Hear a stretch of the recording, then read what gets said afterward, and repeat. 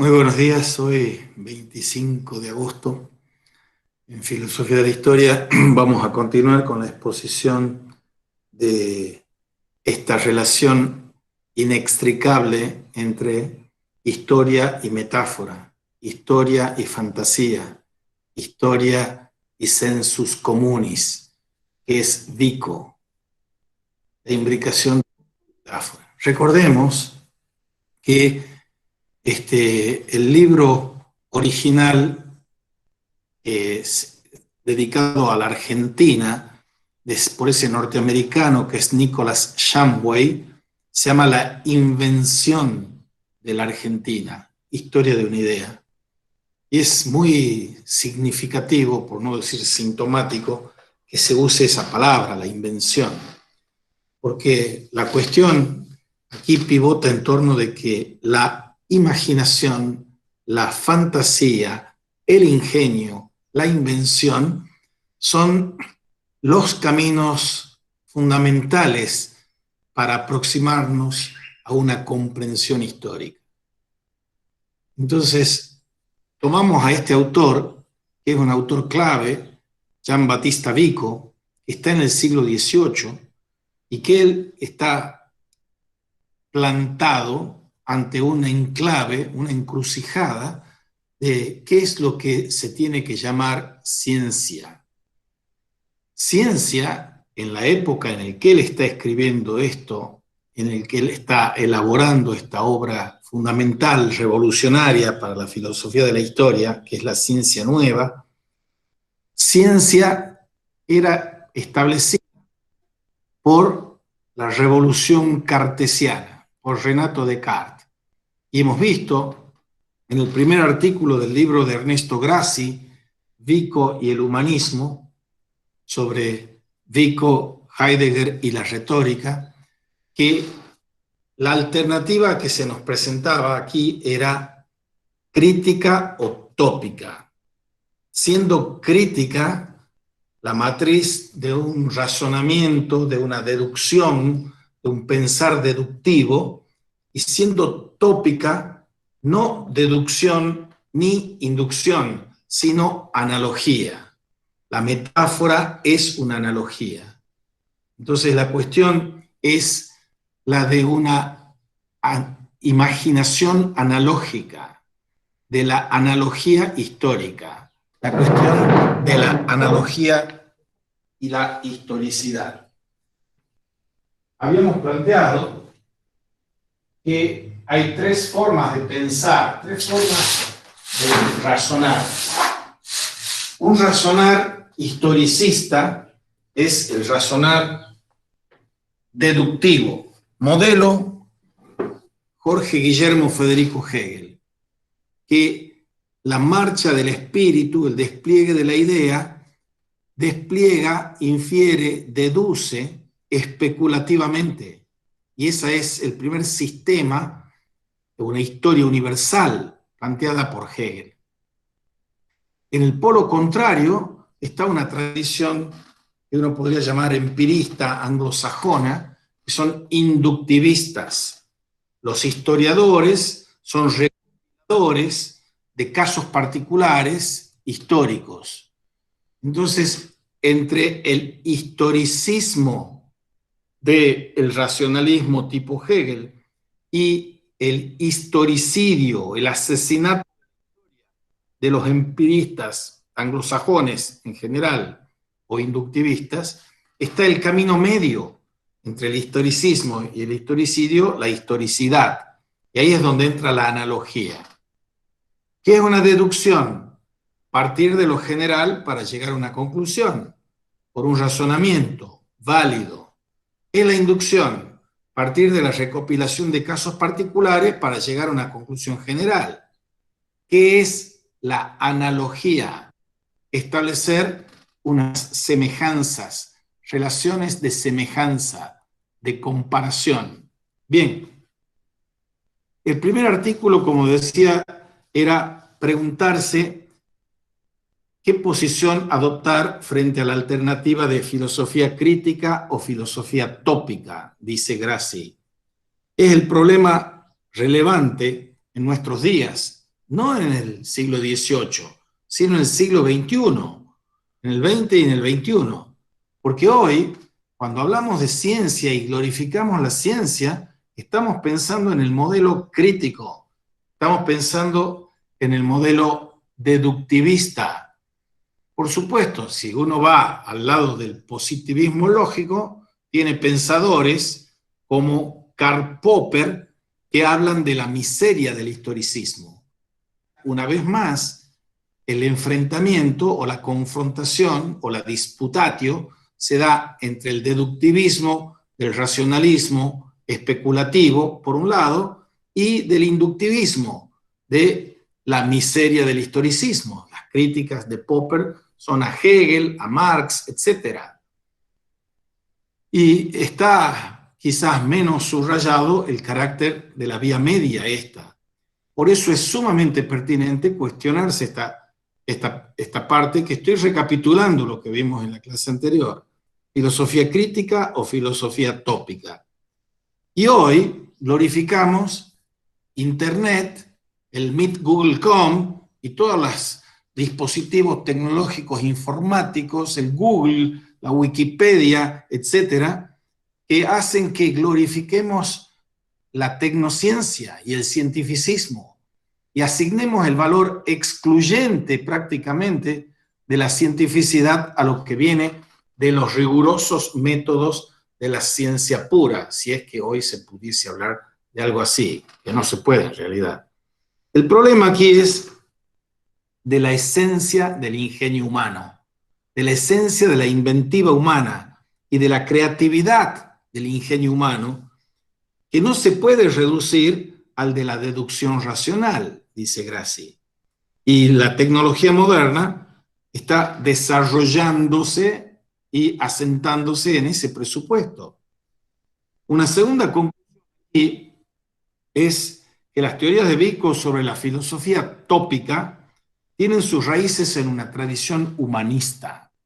El humanismo renacentista es el que nunca ha abandonado la importancia que se le asignaba y se le sigue asignando hoy a la retórica, a lo que hoy se llama la pragmática, a la emoción, a los valores, a la calidez de un discurso, a la elocuencia, a la persuasión. Esa ininterrumpida línea tópica, la tópica la inventa Aristóteles, es como desbancada, desplazada y olvidada por los Descartes y los Kant y los que siguen diciendo que la imaginación, la fantasía, los sentimientos, los valores no pueden entrar en la ciencia. Si es emoción, no es ciencia, y si es ciencia, no es emoción. Eso produce una disociación en la relación entre las palabras y las cosas. Las palabras y las cosas no es solo un famoso libro de Michel Foucault. ¿Qué relación tienen las palabras y las cosas? Cuando yo digo que eso es puro palabrerío, estoy diciendo, tenés que ser objetivo, tenés que ir a las cosas mismas, hay que ser realista. Ahora, lo que dice el humanismo es res y verba. Hay una frase latina que dice cosas, no palabras, res non verba. Aquí es res et verba, cosas y palabras. Hay una dimensión performativa en el lenguaje de realizar cosas con palabras. Si yo voy al registro civil y me caso, el juez o la jueza de paz dice, los declaro marido y mujer. No es una noticia que me está dando, sino que está realizando algo. Si estoy jugando al fútbol en la cancha y cometo una falta y viene el árbitro y me saca la tarjeta roja, no me está anunciando, poetizando, informando, está realizando algo. Esa función performativa está dentro de la semiótica, de la pragmática, de la retórica. Cuando alguien se dirige a otra persona o se dirige a un auditorio y lo conmueve, emociona, ahí está haciendo una una declaración que es retórica, humanista. Lo que Vico significa es el representante eximio, el último representante, por decirlo así, del humanismo. Y ese humanismo está en la base de lo que hoy se llama la hermenéutica. Si uno tiene esta Biblia de la hermenéutica, que es el libro de Gadamer, es Verdad y Método, encontrará dentro de Verdad y Método el papel central que juega Gian Battista Vico a la hora de mostrar esta unidad de res y verba, esta prolongación del humanismo, esta revalorización de la retórica. Y eso, la retórica implica la creatividad humana al hablar, al escribir. Y la distinción humanista clave es entre la verosimilitud y la verdad. Las ciencias naturales pretenden ser el único camino de acceso a la verdad. Y respecto de las cosas humanas, respecto, para decirlo coloquialmente, del fútbol, la religión, la política, que las cosas son probables, probabilia, son conjeturales, implican suposiciones, asunciones, no hay verdad. Nadie puede decir yo tengo la verdad histórica sobre tal acontecimiento. Existen discursos, narraciones, que son relatos que son verosímiles. Verosimilitud es probabilismo frente a veracidad, como si fuese posible, que no lo es, la verdad en la historia. Esto nos lleva, en el segundo artículo que también hemos visto, a la prioridad del sentido común y de la fantasía, que hemos empezado a ver, que ahora vamos a ver en detalle. Grassi, en su segundo artículo, ensayo de este libro, habla de la prioridad del sentido común y de la fantasía, para mostrar la relevancia filosófica de Vico hoy. Nosotros usamos palabras y las usamos en forma inocente, por decirlo, en forma ingenua o eufemística.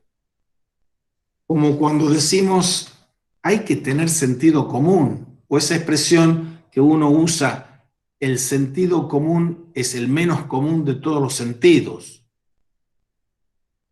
¿Qué sentido tiene el sentido común? Si yo lo hablo o lo leo en los textos teológicos y filosóficos de Tomás de Aquino, en la psicología o antropología de Tomás de Aquino, aparte de y reuniendo a los 5 sentidos externos, vista, gusto, olfato, tacto, oído, reuniendo todo eso está el sentido común. En sentido técnico, filosófico y teológico, el sensus communis. Pero en la época de Vico, que viene con el humanismo, que conoce la escolástica, el sentido común va a adquirir otro sentido, valga la redundancia.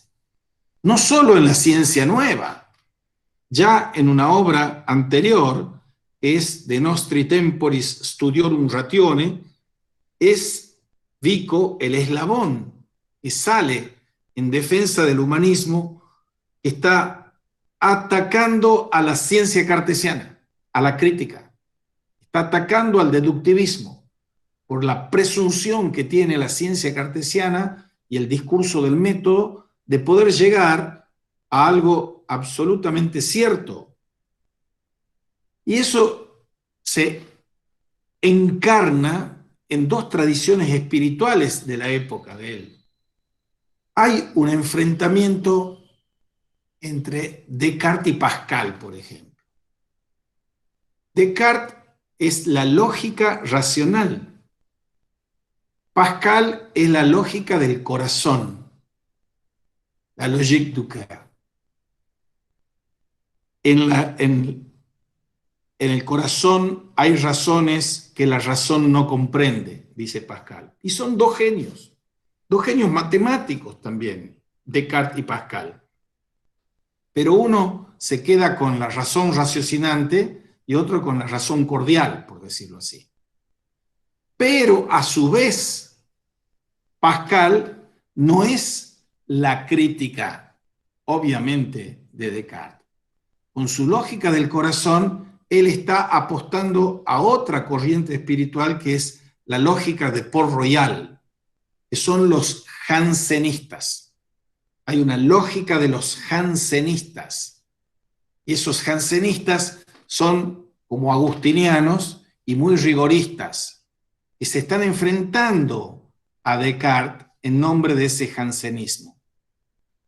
Y Vico no es Descartes y es anti-Descartes, pero tampoco es el jansenismo de Pascal, porque la segunda gran tradición, la tercera juntándolo a Descartes, pero la segunda es la que enfrenta a la lógica del jansenismo de Port-Royal con esta lógica poética, con esta poesía fantástica que está en Vico. Esa es de la escuela jesuita.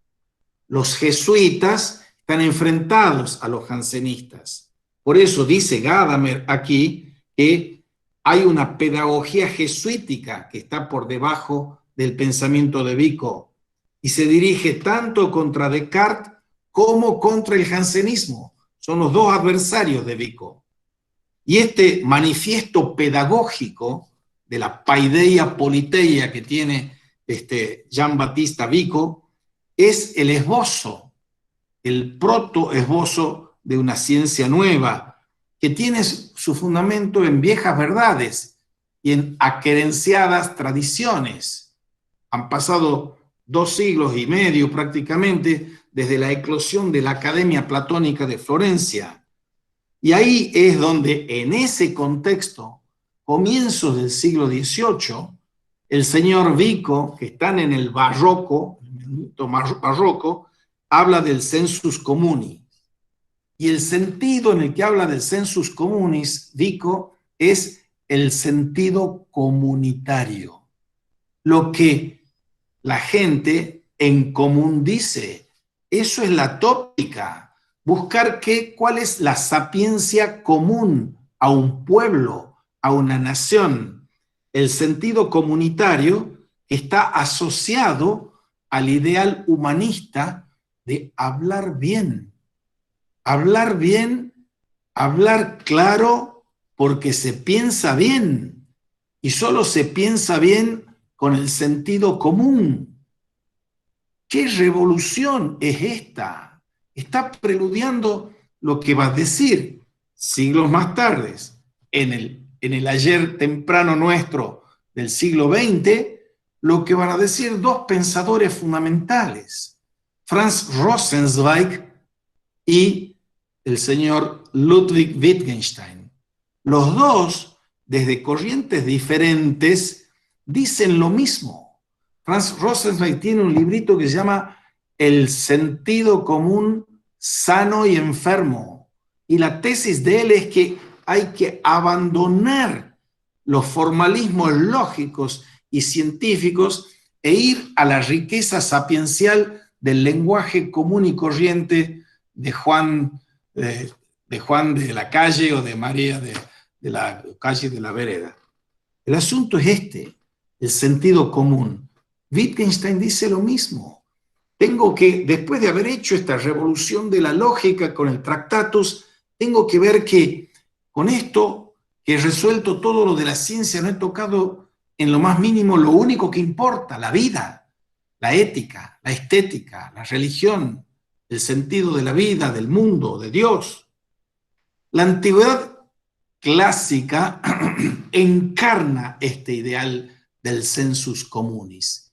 No estaba en las formalizaciones y en las puras abstracciones que las conocía, por supuesto, porque el autor de la poética, que es Aristóteles, es el autor también del órganon, de la lógica. O sea, sabe perfectamente, es un genio creador de la lógica, pero sabe la dignidad y la importancia que tiene la poética. Breve referencia interesantísima para esta cuestión. Ustedes habrán visto la película, o mejor aún, habrán leído esa novela maravillosa de Humberto Eco que se llama El nombre de la rosa.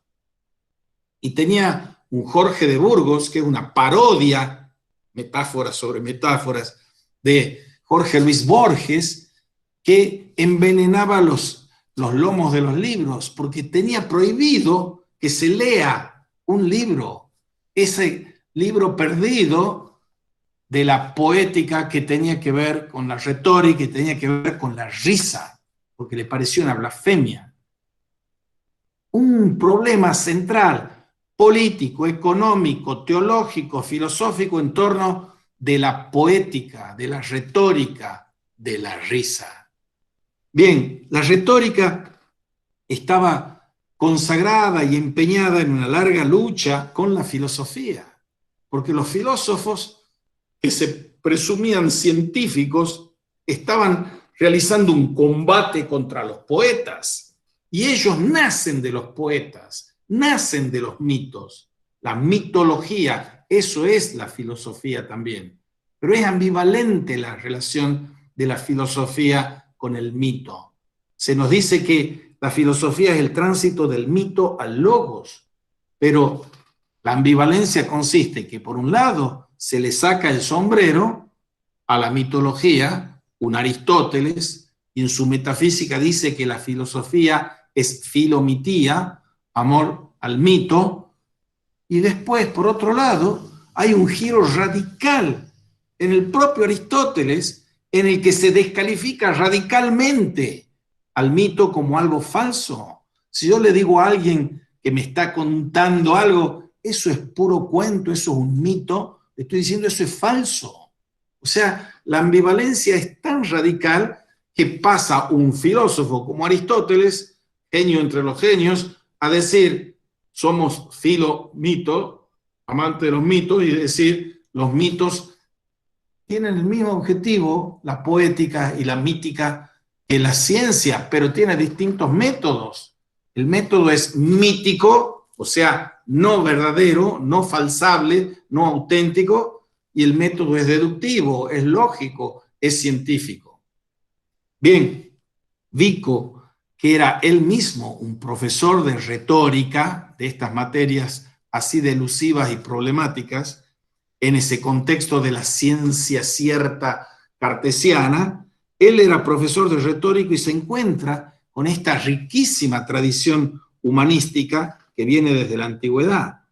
Ahora, cuando Vico nos está remitiendo al sentido común, está recogiendo la tradición antigua, además del momento retórico, el de la oposición entre el erudito de escuela y el sabio. Si yo digo filosofía, estoy diciendo en sentido etimológico primero el amor al saber. ¿Es el filósofo un sabio o es un amante del saber? Hay una distinción. Si yo digo que el filósofo es un sabio, estoy pensando en un modelo tipo Sócrates o en el tipo de los 7 sabios de Grecia. Si yo digo que es amante del saber, estoy con el mito de ese destructor de mitos que es Platón, del banquete, que dice que la filosofía es como Eros, hijo de Poros y Penía, de la abundancia y de la indigencia. Entonces, la filosofía y el filósofo no es el sabio, no es el que sabe, sino el que ama el saber, porque está siempre buscando el saber, pero nunca está hallándola. Como Eros va entre ese mundo del defecto, de la apariencia, de la opinión, del filodoxo, tratando de ascender arduamente a la filosofía, en la transición entre la apariencia o falsedad o engaño o imitación y la verdad, la episteme. La filosofía tendría ese camino erótico, el erotismo del filosofar. Y el sentido común es remitido por Vico en esta concepción de la oposición entre el erudito de escuela y el sabio. Y esa oposición que le sirve de fundamento, dice Gadamer, encuentra su primera figura en la imagen cínica de Sócrates. Ese tipo que anda preguntando ahí, haciendo que él es el único sabio, como le ha dicho el oráculo, porque él sabe por lo menos que no sabe, y todos los que presuntamente saben nunca pueden resistir al embate de las preguntas cáusticas de Sócrates. ¿Qué hay aquí? Una confrontación entre Sofía y Frónesis. Sofía, sabiduría, y Frónesis es la prudencia. Sentido común, prudencia, fantasía, son los elementos comunes para el sensus communis. Y esta confrontación de Sofía y Frónesis, el primero que la elabora sistemáticamente es Aristóteles, y se la desarrolla como un concepto teórico de la vida. Si la filosofía no me ayuda a vivir bien, y no es que me va a ayudar a vivir bien que yo me pertreche con aparatos conceptuales y teóricos, sino que es vivir prudentemente, vivir correctamente, vivir juiciosamente. La prudencia, la frónesis, tiene un componente de sabiduría y un componente de deseo, de apetito, de voluntad. Es la conjunción prudencial de que cada vez que yo tomo una decisión en mi vida, cualquier día de mi vida, cualquier decisión de mi vida, no puedo estar esperando tener una teoría científica que me avale la decisión. Siempre y cada vez, en cada instante de mi vida, yo estoy tomando decisiones con evidencia insuficiente y sin embargo me tengo que tirar la pileta tomando la decisión. Siempre hay evidencia insuficiente. Entonces, ¿cuál es el GPS de mi vida? Tomar decisiones prudentemente. O sea, sabiendo cuáles son los principios teoréticos a los que tengo que responder y tratando de discernir cómo los encarno a esos principios teóreticos en la situación concreta que nosotros vivimos.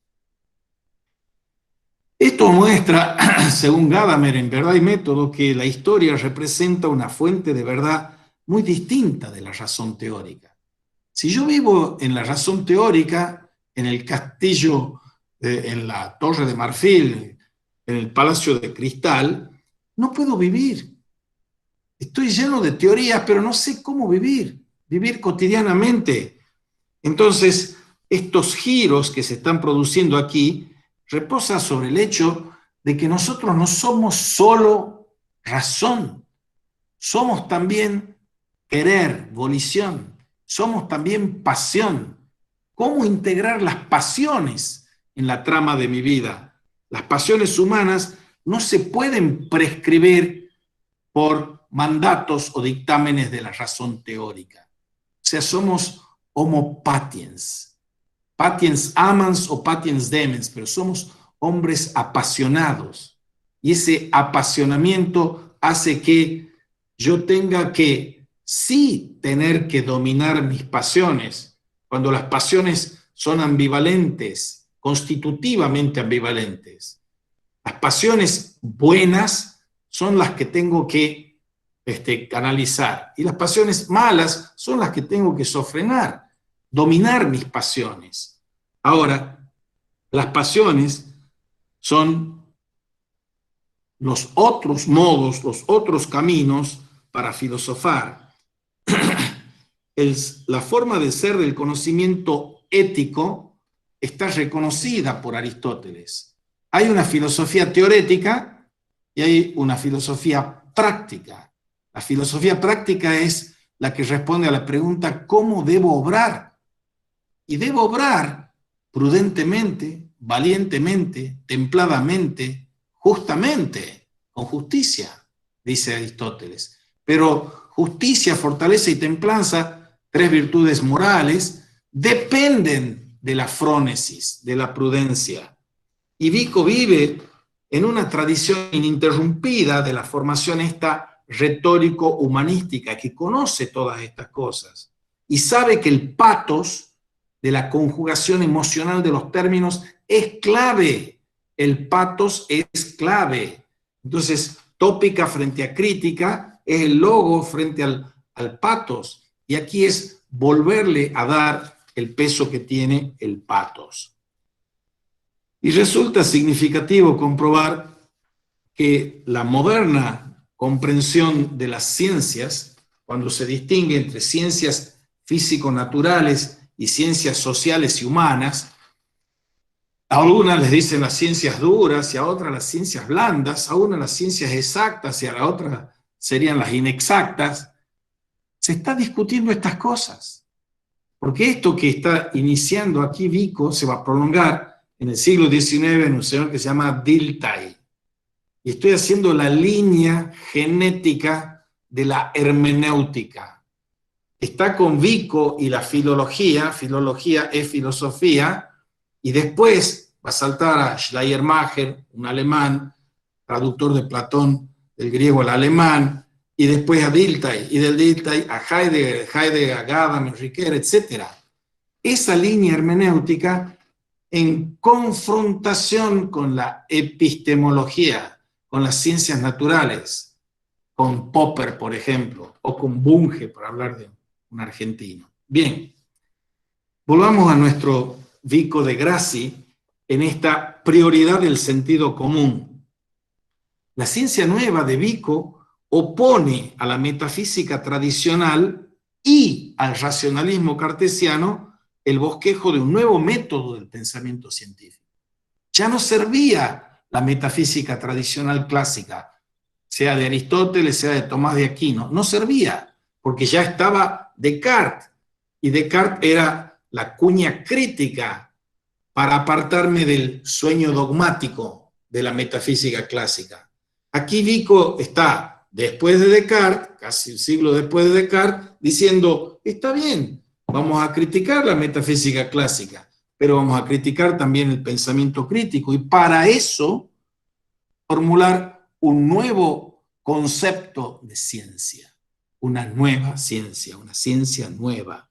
Y hay que examinar aquí ese rechazo de Vico de la metafísica tradicional y de los fundamentos que Descartes da en esa filosofía nueva o moderna a la filosofía. ¿Qué es lo que importa aquí? La formación del hombre. Formación, dice Gadamer, del derecho y del revés, se dice en alemán Bildung. Bild es imagen. La Bildung o formación es lo mismo que la educación. Lo que nosotros estamos planteando aquí con la ciencia nueva es una nueva paideia y una nueva politeia, una nueva formación, la Bildung. Decir que yo tengo una imagen, he sido creado a imagen de Dios. Entonces, estoy informado en mi espíritu, en mi ruaj, estoy informado porque encarno una imagen de Dios. Y yo tengo como tarea, porque lo informado es lo que yo recibo, lo que me ha sido dado, vida e inteligencia, y creado a imagen y semejanza para asemejarme a Dios. Entonces aquí la cuestión de formación es clave para entender la filosofía de la historia.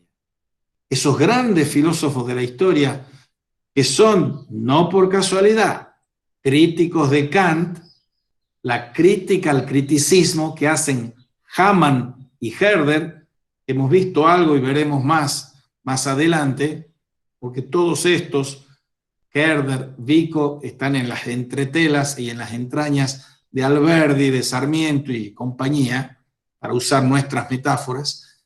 Hamann y Herder hacen la metacrítica de la razón pura, y le dicen a Kant, no a Descartes, que es un paso más adelante del criticismo, Kant crea la era de la crítica en filosofía, le dicen a Kant, usted se ha olvidado de tres cosas: del lenguaje, se queda con la lógica; de la fe, y se queda con una crítica de la razón; y de la historia, y postula una ahistoricidad de la ciencia. Tres cosas se ha olvidado. ¿Qué cosas? Entonces, frente a Kant, un poquito cronológicamente antes de Kant, un discípulo, un ex discípulo de Kant, que es Herder, está haciendo un programa que está atravesando esa corriente romántica enfrentada a la Ilustración, que es entender que toda la historia es un plan pedagógico de Dios, es una educación para la humanidad. La historia es la pedagoga del hombre. El hombre tiene que ser enseñado a ser hombre y solo puede ser enseñado a ser hombre viviendo como hombre, formándose, el sistema educativo de la historia. Y eso requiere, si nosotros tenemos que educar la humanidad en nosotros, que nosotros comprendamos la historia. ¿Es posible comprender la historia? ¿Qué diría Descartes? No. ¿Y qué diría Kant? No. De la historia no puedo conocer nada. Yo solo puedo conocer lo fenoménico, no lo nouménico, dice Kant. Entonces, comprender la historia, esto lo abren de Vico a Herder y de Herder a la hermenéutica contemporánea, si quieren. Ahora, todo esto significa una pars destruens y después postular una pars construens por parte de Vico. La pars destruens, destructiva, hay que socavar, minar, impugnar la comprensión clásica de la ciencia. Y es Descartes el epítome, el símbolo, la cifra del padre de la modernidad filosófico-científica, por decirlo así, crítica, por decirlo así. ¿Y cuál es ese punto universal, indubitable, del que tengo que partir yo para deducir de ello, inferir de ello todo lo demás, todo lo claro y distinto, todo científicamente cierto? El cogito cartesiano. El cogito es ese punto que es una verdad primera, ese punto de partida que estructura el pensamiento científico, esa verdad primera que, siguiendo el modelo y el ejemplo de la matemática, de la matesis universalis, yo tengo que hacer un sistema deductivo de la ciencia. Vico concluye que este proceso del pensamiento crítico cartesiano es el que desprecia y ahoga al sensus communis, al sentido común. Y ese sentido común es, como les vengo diciendo, esencial para mi acción, no mi acción teórica en un congreso de científicos de la física nuclear. Es mi acción cotidiana y concreta de hombre común y corriente. Un hombre de carne y hueso, como dice don Unamuno, desprecia este deductivismo, el sentido común. Es esencial para mi accionar cotidiano. Y además elimina la frónesis, elimina la prudencia, porque un caso particular no se puede derivar de premisas universales. Ese es el choque fundamental. Nos convertimos, si absolutizamos como se viene haciendo el carácter teórico, deductivo y racionalista, nos convertimos en zombies, en robots, en tipos dormidos, que no sabemos razonar en sentido común y corriente, razonar prudentemente, porque si estamos nosotros siempre prerequiriendo tener un conocimiento científico antes de dar un paso, me voy a morir sin dar ni un paso. Entonces, la prudencia y el sentido común quedan eliminados porque no se puede derivar de premisas universales la ilustración de qué tengo que hacer en el caso particular. Y todos los momentos de la vida de cada uno son casos particulares, porque nadie vive dos momentos idénticos en la distensión temporal cronológica. Y por último, ha despreciado el sentido común, lo ha asfixiado, ha despreciado la prudencia y desprecia la fantasía, el poder de la fantasía. Todos nosotros vivimos en un mundo que es fantástico. Y la palabra así, sustantivo y adjetivo, esas dos palabras, mundo fantástico, Parece que nos están invitando a que vayamos a la tierra de fantasía, a Disneylandia. No, es que la fantasía es una facultad humana, demasiado humana, imprescindible, porque vivimos formulando universales fantásticos. Como no podemos partir de premisas verdaderas, apodícticas, para deducir lo que tengo que hacer en concreto, tengo que partir de esos universales fantásticos. Y eso es una metáfora, los universales fantásticos. Entonces, la gran maestría para iniciarse en la comprensión de la historia es sumergirse en la metaforología, es volver a hundirnos o meternos en el fondo de la caverna de Platón, volver a sumergirnos en los mitos. Veremos después de ver Gracie, el Vico de Gracie, veremos Hans Blumenberg, el trabajo sobre el mito, la importancia fundamental de los mitos. Solo así, con sentido común, con prudencia, con fantasía, podemos operar en la vida civil. La vida civil es la vida política, porque el mundo donde nosotros vivimos no es un mundo natural. No es, valga la metáfora, la ley de la selva, aunque operemos en el mundo político como si fuésemos la ley de la selva. ¿Qué metáfora? La ley de la selva. La ley de la selva nos hace optar, metáforas alternativas si la hay, entre la fuerza de la ley, de un Estado de Derecho, por ejemplo, y la ley de la fuerza, que es la ley de la selva. Si yo digo democracia o dictadura, si yo digo, como hemos visto ya, para ver lo del peronismo, Heidegger y Maritain, estoy diciendo uno, la fuerza de la ley, el republicanismo, la democracia, o la ley de la fuerza, la dictadura, con Heidegger y con Carl Schmitt y otros. Entonces, todas esas metáforas están en el núcleo de qué significa obrar prudentemente, qué significa obrar ingeniosamente, qué significa que en cada momento de nuestra vida, como hombres que habitan este bendito suelo, tenemos que inventar la Argentina. Todos los días hay que estar recreando la historia porque hay que tener inventiva metafórica para vivir en esta selva en la que vivimos. Es que no hay metáforas, no hay metaforólogos de la Argentina que nos permitan superar las grietas para inventar metáforas que nos permitan resolver esto. Veremos, estoy convocando y me están aceptando a profesores de historia, de filosofía que colaboren aquí, para que, supongamos, si vemos la grieta que hay entre Cornelio Saavedra y Mariano Moreno, junto a Juan José Castelli, ¿cuál es la superación de esa grieta? Belgrano. Belgrano es una inventiva, por supuesto, conjetural de parte mía. Pero vamos a traer gente que es profesora de historia aquí en la facultad para que nos den clases de eso, de cómo plantear la grieta de Moreno, Saavedra, Castelli y Belgrano, o cómo superar la grieta de Rivadavia, Rosas y superación de la grieta San Martín.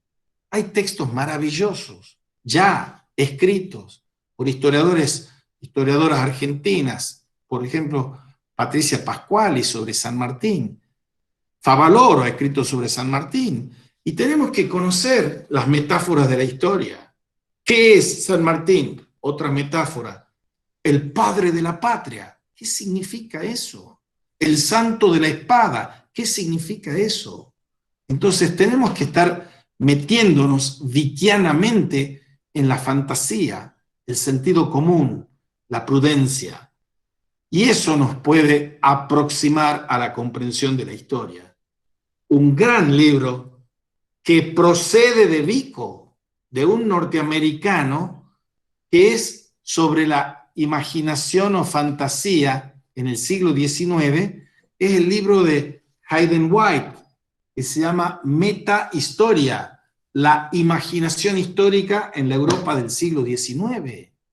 él está procediendo de Vico y discutiendo a los epistemólogos de la historia y a los filósofos de la historia y a los historiadores, mostrando que la historia no se analiza desde la lógica de la historia, sino desde la poética de la historia. ¿Por qué es tan importante esta comprensión de la historia? Porque, como les he dicho, vivimos en un mundo fantástico, es un mundo civil, un mundo político, el mundo de las naciones, el mundo de los pueblos. Y ese es el cometido de la ciencia nueva. No vivimos en el mundo de la naturaleza, dice el señor Vico. Vivimos en el mundo de las naciones, o sea, el mundo civil, la civilización. Otra metáfora, Sarmiento y Alberdi, civilización y barbarie. O el gaucho de José Hernández, el Martín Fierro, metáforas tras metáforas. Y todo eso son las distintas capas metafóricas en los intentos de inventar la Argentina. Pero hay dos impugnaciones a esta poética de la historia, esta retórica de la historia, esta imaginación de la historia, esta lógica fantástica de la historia. Y esas impugnaciones vienen del lado positivista y del lado estructuralista, dice Grassi. El planteamiento del lado positivista es lo que se llama el positivismo lógico, la logística, que reducen toda la función del lenguaje. Recuerden que estamos aquí en la brecha ancha y profunda de la relación entre lenguaje e historia, de mito e historia, de metáfora e historia. En esa amplia senda tenemos el discurso lógico científico, y la logística implica la deducción. Y en el otro polo, decíamos, del historicidio está la inducción, que solo me da probabilidades, las certezas deductivas y las probabilidades o problematicidades de la inducción.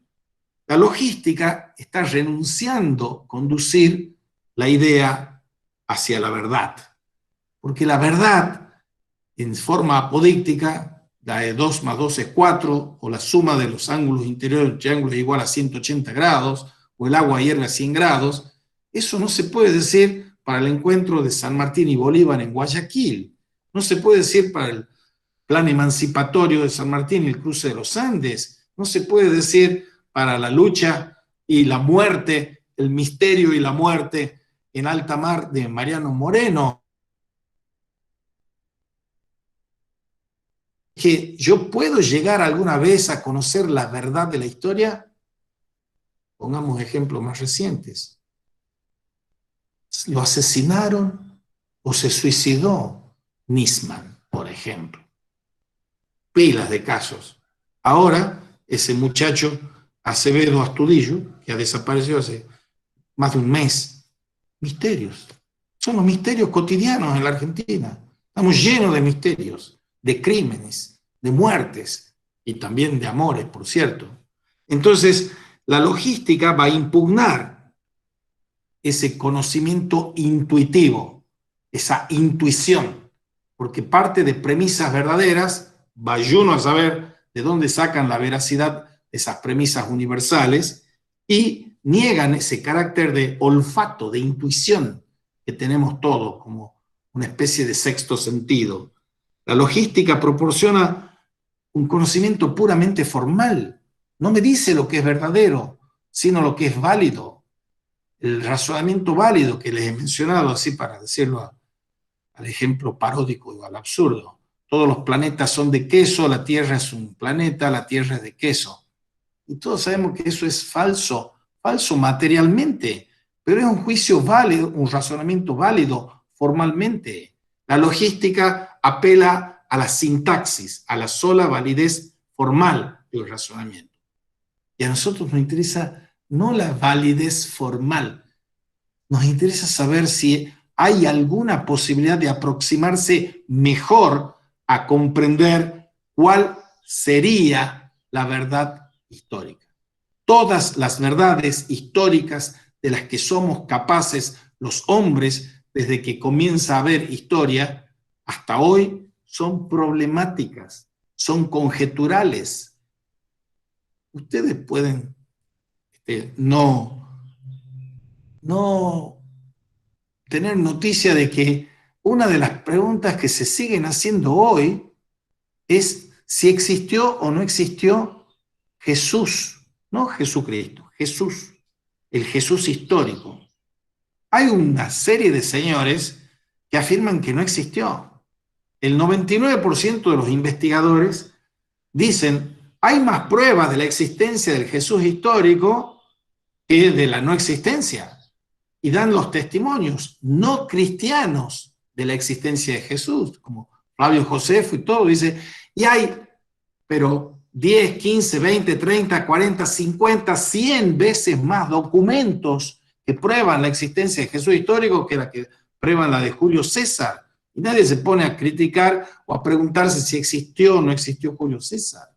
Entonces, la historia es siempre problemática, es siempre aproximativa, va por conjeturas, y si yo elaboro una conjetura sobre una cuestión que es enigmática, que es misteriosa, y viene otro investigador honesto, ético, y prueba que mi conjetura es incorrecta, y bueno, yo tengo que dar por caída la mía y avanzar por la del otro, hasta que venga otro, si viene otro, y prueba que esa conjetura no es tan válida. Las conjeturas, las suposiciones, las probabilidades, ese es el orden del conocer posible en la historia. Esa es la primera objeción a la validez logística, que no me lleva nunca, ni me puede llevar, e impugna que me pueda llevar a la verdad total, cabal, en general, y de la historia en particular. No hay que estudiar historia, no hay que ser retórico, no hay que ser emotivo cuando uno habla, cuando uno escribe. No. La segunda es de una corriente filosófica de mediados del siglo XX que se llama el estructuralismo. He tenido varios representantes, sobre todo en Francia, Lévi-Strauss, Foucault, Barthes, todos ellos, que dicen que lo único que existe es la estructura, no existe el individuo. Individuum est ineffabile. Y se hacen arqueologías de las ciencias para hablar de las epistemes y para decir que la estructura es lo que existe, el hombre no existe. Después del Dios ha muerto de Nietzsche, viene el hombre ha muerto, viven las estructuras nomás en el estructuralismo. Es otra teoría junto con, pero de otra corriente, de la logística que hemos visto, que es antimetafísica y antihumanista de la ciencia, el estructuralismo, renunciando a lo individual. Entonces, ¿con qué nos encontramos nosotros para salir al cruce de esa doble impugnación de la cuestión de la comprensión histórica en la línea retórica humanista? Nos encontramos con el sensus communis, el sentido común, el ingenio y la fantasía. Sentido común, ingenio y fantasía. Ese es el trípode sobre el que se asienta la ciencia nueva de Vico. Y de acuerdo con Vico, el mundo histórico surge en un mundo que busca dar respuesta a las necesidades del hombre. Hay una pirámide de las necesidades que tenemos los seres humanos. Y hay necesidades que son básicas, elementales. El alimento, la bebida, etc. Todas esas necesidades básicas hacen que se nos aguce el ingenio para ver cómo satisfacer esas necesidades. Nosotros no tenemos un aparato instintivo completo y perfecto como soñaba Nietzsche, en que a los estímulos damos una respuesta automática, sino que nosotros vivimos, nacemos en forma embrionaria, somos un feto y nacemos, y cuando nacemos tenemos un grado de dependencia total respecto de nuestras madres biológicas o las que hacen de madres para ir creciendo y madurando. En cambio, cuando nace un cachorrito, un canarito, un pichoncito, ya ellos tienen todo lo necesario para echarse a andar, echarse a volar, echarse a vivir. Nosotros, para echarnos a vivir, tenemos ese proceso que es no natural, sino histórico. Y eso significa que tenemos necesidades que tienen que ser satisfechas. El mundo histórico es el que nos abre el menú, el repertorio para tratar de satisfacer esas necesidades humanas, lo que el hombre precisa para sobrevivir y vivir como hombre. Y de ahí se deriva la necesidad de intervenir en la naturaleza. Ya la naturaleza no me provee todo lo que yo necesito, sino que yo tengo que intervenir, tengo que trabajar sobre eso, sea a través de mi padre o a través de mí mismo cuando ya he crecido. Intervención en la naturaleza quiere decir que la tengo que humanizar a la naturaleza. Es la concepción de Vico. Y la necesidad para humanizar la naturaleza de crear instituciones. Es interesantísimo ver el trípode que hay entre pasado, presente y futuro en lo que hace al mundo histórico. El mundo histórico tiene ese trípode. Hacia el pasado está la memoria, son las tradiciones. Hacia el presente, revivir las tradiciones es hacer memoria histórica. Vivir atento al presente es por medio, exclusivamente por medio de las instituciones. Pero yo no puedo ceñirme a la evocación del pasado y a la atención del presente para vivir. Nadie vive solo del pasado y solo de la institución. Tengo que poder, por la fantasía, imaginar lo que viene. Supongamos, metáfora pedagógica para esto, vamos en el auto, y en el auto vamos manejando el auto, y al manejar el auto yo tengo un espejito retrovisor, y tengo una luneta del vidrio de adelante. Yo miro hacia adelante, pero no puedo no mirar también con un ojo para atrás por el espejo retrovisor. Dice un gran pensador que se llama Kierkegaard, uno solo puede comprender su pasado retrospectivamente, mirando hacia atrás, y solo puede vivir mirando hacia adelante, prospectivamente. Metáfora que ilustra esa íntima imbricación entre tradición, institución y la revolución de la imaginación, de la fantasía. Todos nosotros estamos llamados a hacer y estamos haciendo eso. Cada vez que nosotros abrimos la boca para hablar y decir algo, como si ustedes, algunos, me interrumpieran ahora, bendito sería, para preguntarme algo, están usando el lenguaje español, estoy usando yo. Y ese lenguaje español viene de un pasado, de una tradición, porque no ha existido el español hace 10.000 años, 2.000 años. Tiene poco tiempo el español. Pero esa tradición del español ha ido mutando y se está como congelando, no, congelando es una fea metáfora, se está como cristalizando en el presente, en la institución, en la gramática y en el diccionario de la Real Academia Española. Eso es la institución. Pero cada vez que yo lo uso, que uso la tradición de mi español y uso la gramática y el diccionario de mi español, en el modismo que fuese, estoy creando un nuevo español. Cada uno de nosotros está revolucionando la lengua cuando habla, cuando escribe. Crear, esa es la función de la imaginación. Bien, volvamos a las instituciones. Tenemos las necesidades humanas que tienen que ser satisfechas, se satisfacen por la intervención y la humanización de la naturaleza, y esa humanización se cristaliza en instituciones. Y esto nos lleva a que esas instituciones son humanas. No hay diccionario de la Real Academia de los delfines, de las hormigas y de las abejas. No hay gramática en ese presunto lenguaje. Hay lenguaje donde hay espíritu. No hay lenguaje donde no hay espíritu. Yo puedo estar muy encariñado con mi perrito, mi caballito, mi gatito, pero y decir, uy, ¿cómo me entienden? O a estar encariñado con las plantas, porque las palabras me entienden cuando yo les hablo y todas esas cosas. Está bonito, dicho metafóricamente está bien, pero no se, como decía un amigo, no se ha visto que nadie que compre una bolsa de sopa de letras la tire y salga escrito el Quijote o el Martín Fierro. Y yo puedo poner a un mono a enseñarle técnicas de teclear en la máquina, pero el mono va a ser una mímesis, una imitación burda y mecánica, y el mono va a escribir a máquina palabras que son con sentido para nosotros, pero no para él.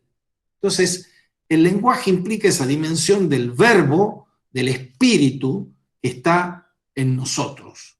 Solo con espíritu podemos hablar, escribir, comprender lo hablado, comprender lo escrito. Eso es el lenguaje. Y esa es la íntima relación de la poética de la historia, de la poesía y de la historia, del mito y de la historia, de la metáfora y de la historia. Y para esto, estas instituciones humanas, yo tengo que apelar a una cuestión que es el sentido común, dice Vico. Pero el sentido común, por su parte, apela a otra cuestión que no está en los animales, ni en las plantas, ni en las piedras. La cuestión del libre albedrío, el albedrío humano, que es incierto. Yo no sé qué decidir, porque tengo distintos caminos para transitar. Y es muy incierto el albedrío humano. Y solo se puede hacer certero y se puede determinar con el sentido común de los hombres. La incertidumbre del camino que tengo que tomar se va determinando a partir de, haciendo certero a partir del sentido común de los hombres respecto de las necesidades y las utilidades humanas. El sentido común es un juicio que me dice orientate por aquí sin reflexión, sin la reflexión que pide Descartes. Y eso requiere o requiere el ingenio humano, el sentido común asociado a la ingeniosidad. El oráculo manual para el uso del ingenio escribió Baltasar Gracián. El ingenio es el que tiene la función inventiva, ingeniarse para salir al cruce en una situación problemática en que necesito satisfacer una necesidad, sea material, sea espiritual, porque hay necesidades tan o más perentorias que las materiales. Yo puedo necesitar comer y beber para vivir, pero también necesito saber que tiene sentido mi vida. La necesidad de sentido es una necesidad existencial, que es tan perentoria o más para hacer algo. Porque yo puedo tener hambre, pero si mi vida no tiene sentido y me suicido, ya no tengo que preocuparme por el hambre y por la sed. No tiene sentido. Entonces, el ingenio, la inventiva, la invención de la Argentina. A nosotros nos falta sentido común, nos falta fantasía, nos falta prudencia. No es que somos los peores de todos en la historia de la humanidad, pero por cierto, si vivimos tan atorados en las grietas, es porque nos falta eso, inventiva, nos falta sentido común, nos falta prudencia, nos falta esta fantasía. ¿Por qué el ingenio es tan importante? Porque, dice Vico, el ingenio es la facultad de reunir en una sola las cosas que están separadas y distintas. Si yo hago una metáfora y digo Aquiles, el de los pies ligeros, esa metáfora, o el prado que ríe, o fuerte como un león, estoy juntando dos atributos y pongo en conexión algo de semejante y algo de diferente. Los pies ligeros no son solo para Aquiles, son también para la gacela, pero es una metáfora. Aquiles, el de los pies ligeros. Si digo el santo de la espada, estoy juntando, maledetta sea su estampa, la espada con la santidad. y de ahí a santificar las guerras santas y las cruzadas hay un solo paso y es un horror. O sea, hay que ser crítico, sí, y no por eso dejar de ser inventivo. Las metáforas son fundamentales, pero no cualquier metáfora. El santo de la espada, la hora de la espada que dice Leopoldo Lugones, y que después se abraza al fascismo Leopoldo Lugones, y está preludiando el golpe del 30, de 1930. Fíjense la importancia letal que tiene eso. O cuando se habla de la guerra sucia para los años 70, o se habla de la teoría de los dos demonios. Todos son metáforas, lucha de metáforas que se hacen en los dos labios de la grieta. Si yo digo, como se dice ahora con el coronavirus, la infectidura, para decir la dictadura de la cuarentena, estoy usando una metáfora. Me tengo que preguntar si las metáforas esas son simbólicas, o sea, que reúnen, o son diabólicas, porque son que separan. Y no estoy haciendo ninguna apología ni detracción de uno o del otro labio de la grieta. Pero la grieta sí es lo negativo. Y el reclamo a nuestro sentido común, a nuestra prudencia y a nuestra inventiva es que zafemos de esas grietas, que busquemos cómo podemos superar las grietas, como lo hizo Belgrano, como lo hizo San Martín. ¿Y qué estaban pensando? San Martín pertenecía a una logia, la logia Lautaro. Ya estaba en la logia, que era una logia de origen, 27 años ha estado viviendo en España. Era una logia liberal. Y el liberalismo estaba enfrentándose al absolutismo. Cuando San Martín decide venir para aquí, está tomando una decisión para abrazar la causa de América, la causa independentista, la causa emancipatoria. Y es un momento axial en la vida de él, que ha estado 20 y tantos años militando en el ejército español y decide venir aquí. Y aquí se enfrenta y toma otra decisión en la tarde de su vida, de irse al ostracismo. Un hombre que sabía que no podía quedarse aquí porque lo iban a usar y él no podía aportar nada y se va al ostracismo y muere en Brandebourg, muere en Francia. Y Belgrano, las decisiones que toma, para el otro día que hemos conmemorado el éxodo jujeño, desobedecer, transgredir la orden que le daban los porteños desde Buenos Aires, y se decide quedar aquí, y decide hacer este señor que era un jurisconsulto, que sabía de economía, etcétera, y que era un neófito militar, no como San Martín, decide enfrentar, y tenemos el 1812, y tenemos después reunidos ambos como actores en la causa independentista también en el 1816, pero por supuesto con sus luces y sombras. Y tenemos que poder ensayar hoy aquí filosofías de la historia que nos ayuden a comprender esto. Bien, Vico defiende con esta facultad del ingenio un requisito del pensamiento metafórico. Sin ingenio no hay metáfora. En las frases ingeniosas, dice Vico, prevalece la metáfora. En las frases ingeniosas prevalece las metáforas. Esto es como una invitación a ustedes, a nosotros, que nosotros tenemos que hacer frases ingeniosas. Tenemos que inventar metáforas. Tenemos que inventar una Argentina mejor que esta en la que estamos viviendo. La metáfora es la percepción de similitudes, es una verdadera transferencia, es la facultad de ver las similitudes. Transferencia. ¿Saben qué significa metáfora en el griego contemporáneo? Si ustedes van a Grecia hoy y usan la palabra metáfora, están usando la palabra taxi. El taxi es el que metaferein. Ferein es llevar más allá. La metáfora nos lleva más allá. Entonces, eso es en el sentido coloquial, vulgar. Metáfora en el sentido literario, como tropo literario que estamos usando aquí, es otra cuestión. Ahora, si la fantasía, el ingenio es la facultad originaria de hacer ver, Necesitamos que nos hagan ver las cosas. Las metáforas nos hacen ver. Facundo es un personaje, el fantasma de Facundo, que hace ver una realidad.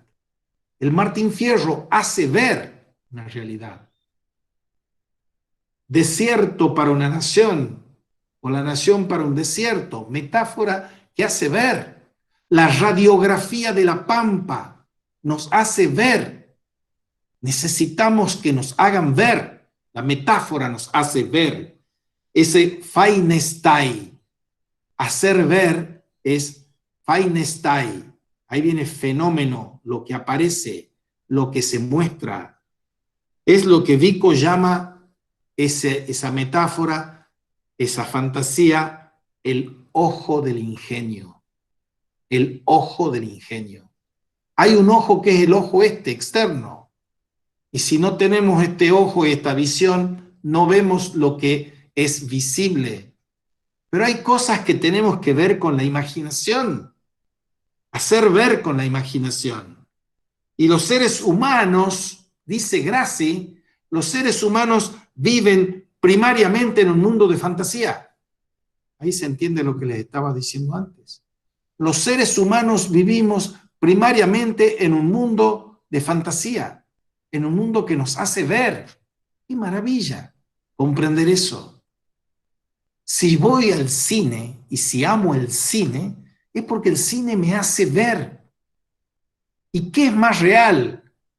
Una película maravillosa de cine-arte, séptimo sello, siglo XIV, evocando, peste negra, evocando por Berman, o las pestes que vivían el señor Berman en su época, que no eran pocas. Es más real el séptimo sello que Berman. Es más real Macbeth que Shakespeare. Es más real el Quijote que Cervantes.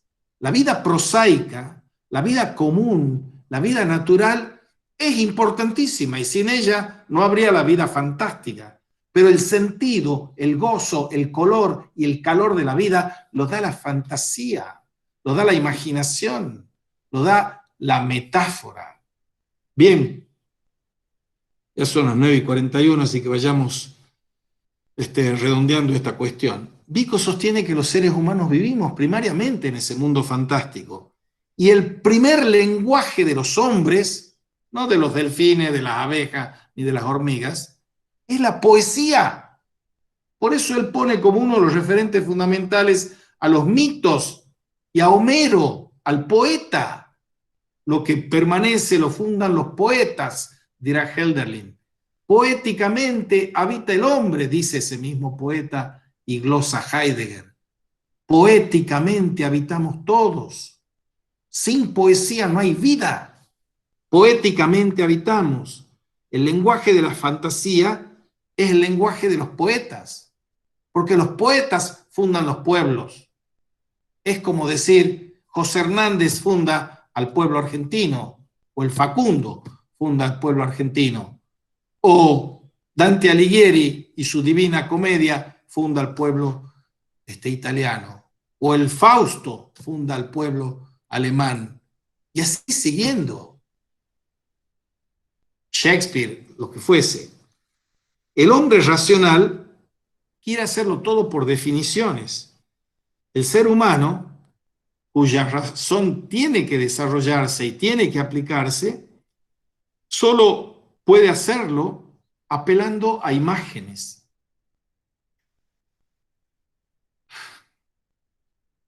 Esta historia singular que tiene la filosofía, hermosa, riquísima, muestra a uno de los inmensos poetas de la historia que expulsa a los poetas de la República, Platón. Platón apela poéticamente a la creación de mitos para decir que no hay que crear mitos. Apela poéticamente para expulsar a los poetas. ¡Qué maravilla! ¿Por qué?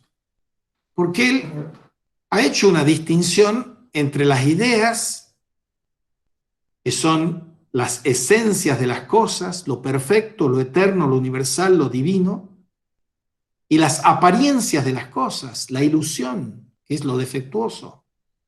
Y se produce un divorcio entre la apariencia y la esencia. Entonces, dice, ¿qué es lo que hacen los poetas? Los poetas crean metáforas, imaginan, son fantásticos, pero yo no quiero fantasía, está diciendo Platón.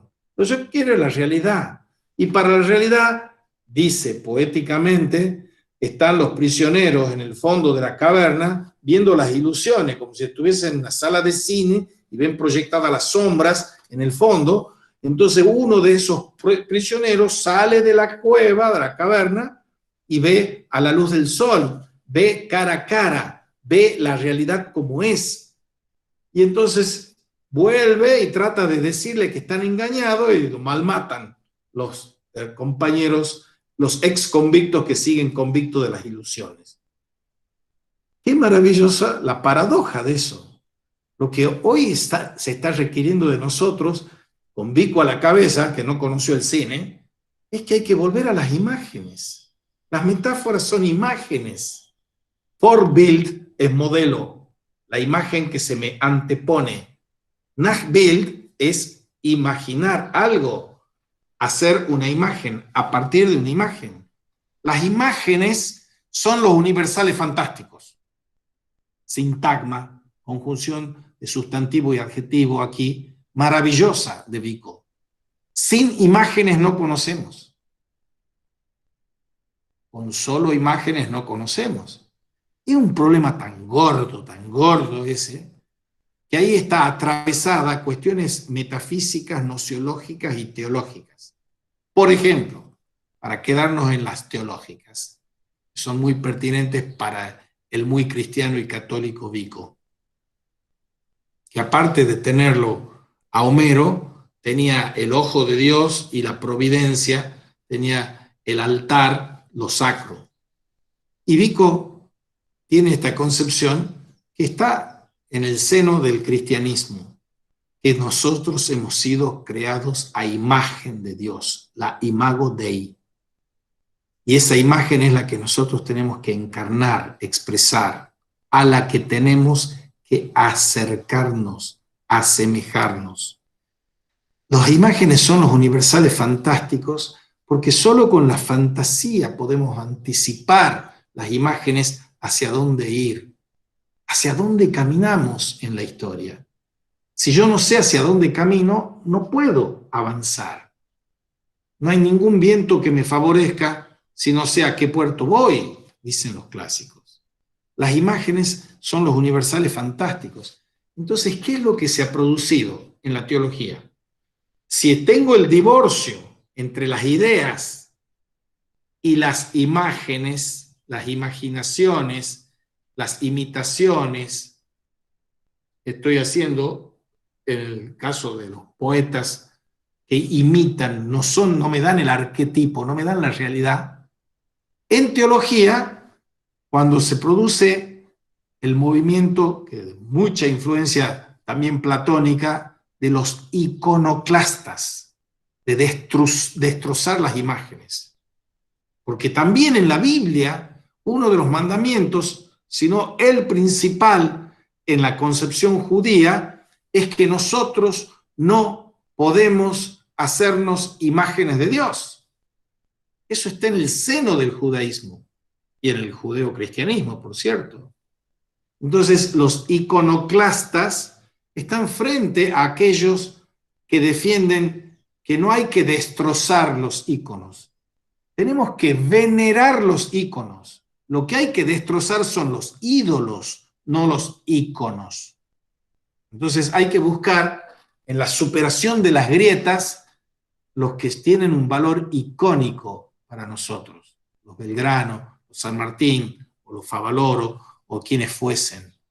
Los íconos, Monseñor Angelelli, la década del 70, son íconos vivientes. A eso está llamado todo cristiano, a ser íconos vivientes. Pero la furia iconoclasta es destrozar las imágenes. Pero eso en metafísica también tiene un correlato. El correlato es la idolatría de la ciencia y de la crítica y del juicio y del razonamiento con el desprecio de las imágenes, el desprecio de las emociones, el desprecio de los sentidos. Hay que abandonar los sentidos. Lo que se da en teología se da en metafísica también. Bien, todo esto nos lleva al trabajo y a la lógica de la fantasía. La metáfora, dice Grassi,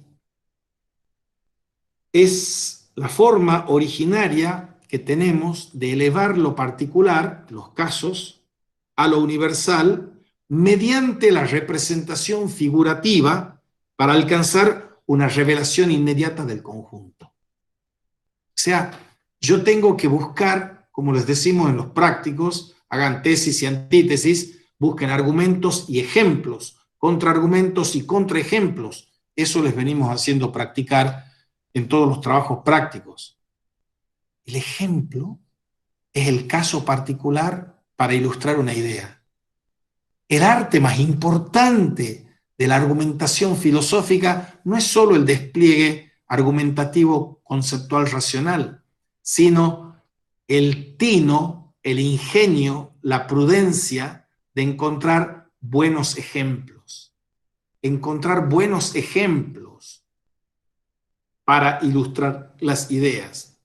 Por eso, elevar a universal lo particular por medio de la representación figurativa que nos permita alcanzar una revelación inmediata del conjunto, no mediada conceptualmente.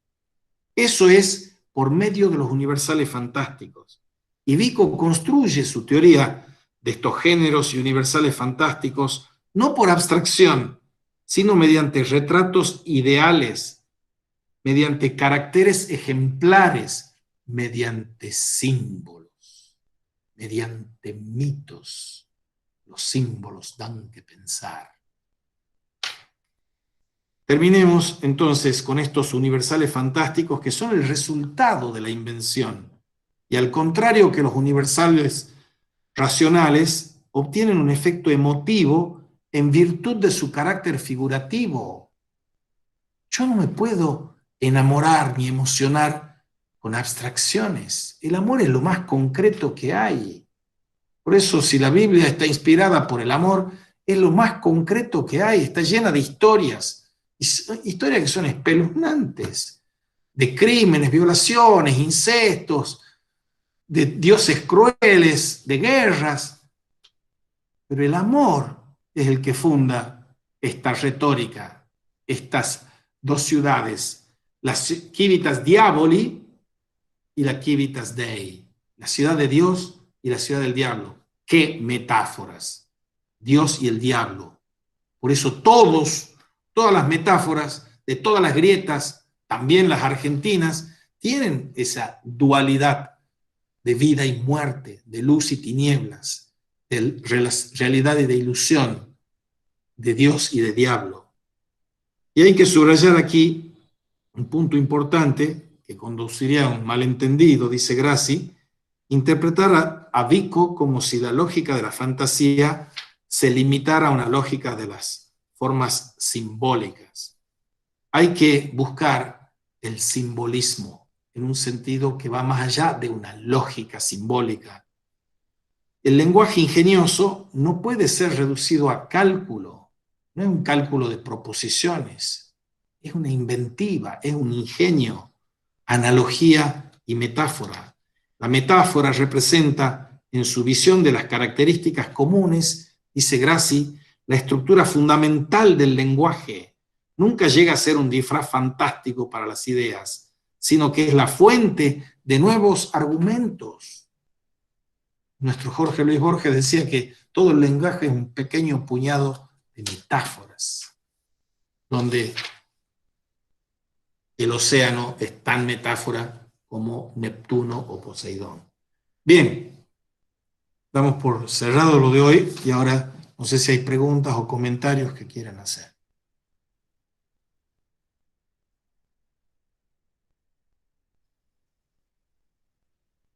¿No? Bueno, quedamos así, entonces nos vemos Meet mediante el viernes. Hasta luego, jóvenes. Hasta luego, profe, gracias. De nada. Hasta luego, profesor.